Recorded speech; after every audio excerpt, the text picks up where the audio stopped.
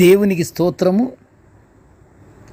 అనుదిన దేవుని వాక్య ధ్యానమునక ఈరోజు 2025 సంవత్సరము ఏప్రిల్ నెల 25వ తారీఖు. ఈరోజు ధ్యాన వాక్యము అపొస్తలుల కార్యము 12వ అధ్యాయము 5వ వచనాన్ని ధ్యానించుకుందాము.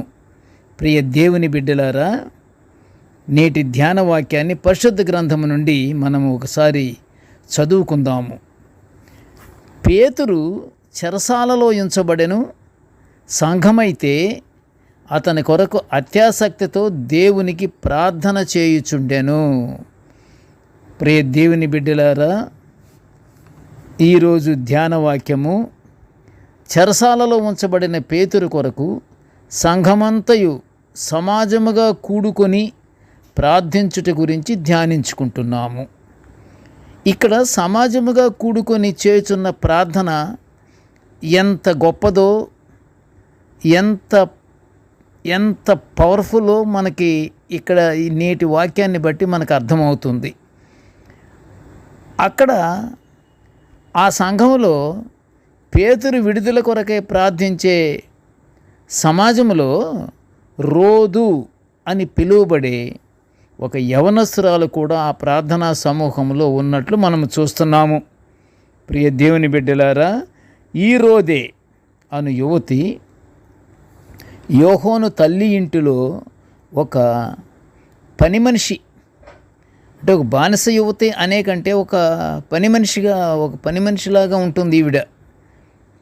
ఈ యవనస్తురాలైనటువంటి రోదే ఈ మరియ ఇంటిలోనే అనేకులు కూడి పేతురు విడుదల కొరకు ప్రార్థన చేస్తున్నారు.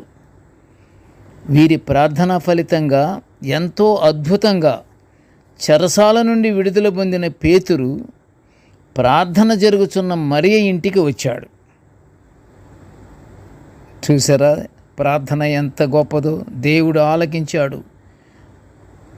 శుద్ధ హృదయముతో ప్రార్థన చేస్తే, అత్యాసక్తితో ప్రార్థన చేస్తే, పట్టు విడవకుండా ప్రార్థన చేస్తే ఎంత గొప్ప విషయం జరిగింది ఇక్కడ.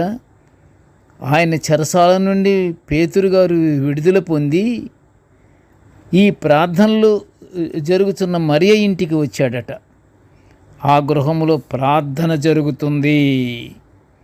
ఇక్కడ మరియ ఇల్లు ఒక ప్రార్థనా గృహంగా ఉండి రక్షణ సువార్త సునాదములకు నిలయముగా ఉన్నట్లు మనము చూస్తున్నాము. మరి మన గృహముల పరిస్థితి గమనించుకుందామా?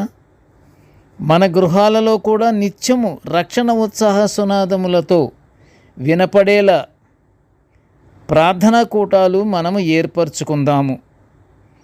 ఇదే మాట కీర్తనాకారుడు కూడా 118వ సంకీర్తన 15వ వచనములో ఏమంటున్నాడంటే, నీతిమంతుల గుడారములలో రక్షణ సునాదము వినబడుతుందని గానము చేస్తున్నాడు.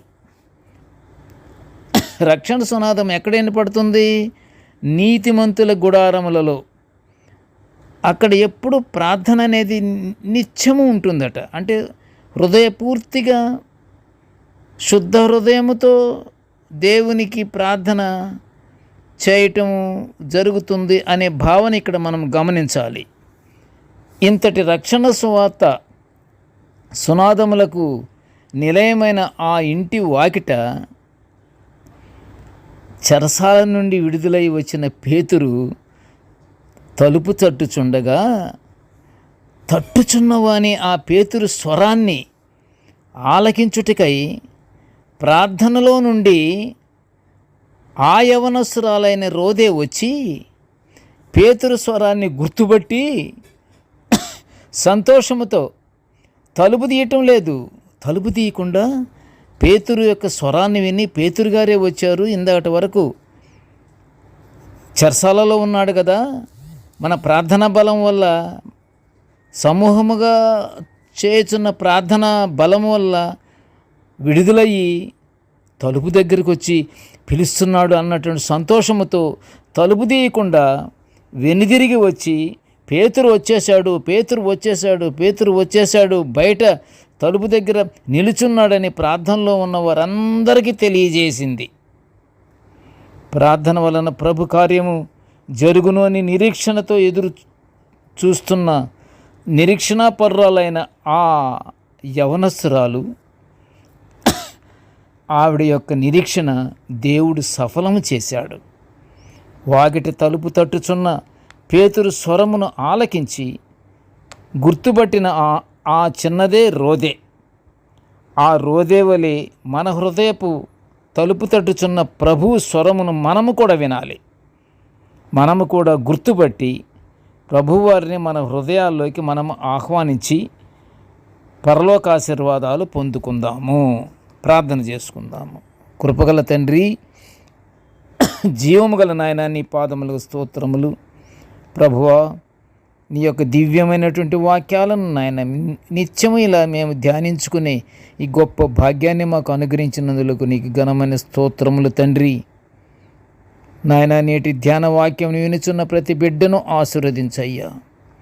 ఇదిగో తండ్రి, మా మనసంతా తండ్రి నీ మీద ఆనుకొని తండ్రి నిన్ను తలంచుకొనుచు, నీకు ప్రార్థనలు మేము చేసుకొనుచు, నిన్ను మహిమపరుచుకుంటూ ప్రభువా, నీ యొక్క స్వరాన్ని మేము గుర్తుపట్టి మా హృదయముల్లోకి నిన్ను మేము ఆహ్వానించుకొని మా యొక్క హృదయములలో మిమ్మల్ని భద్రపరుచుకొని నీ యందు భయభక్తులు కలిగి జీవించే భాగ్యాన్ని మాకు అనుగ్రహించమని ఈ మనవులన్నీ యేసయ్య పుణ్యనామమున వినయముగా వేడుకొనుచుంటున్నాము తండ్రి. ఆమెన్. దేవుడు మనలందరినీ బహుగా దీవించుగాక. ఆమెన్.